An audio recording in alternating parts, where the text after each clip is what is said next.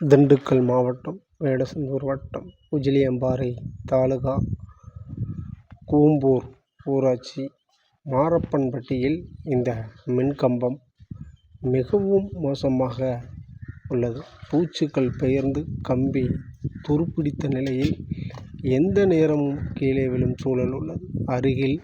இந்த விவசாயிகள் அருகில் கால்நடைகளை மேய்ப்பதும் அதிக நடமாட்டம் உள்ள பகுதியால் எந்த நேரமும் ஆபத்து ஏற்பட வாய்ப்புள்ளது.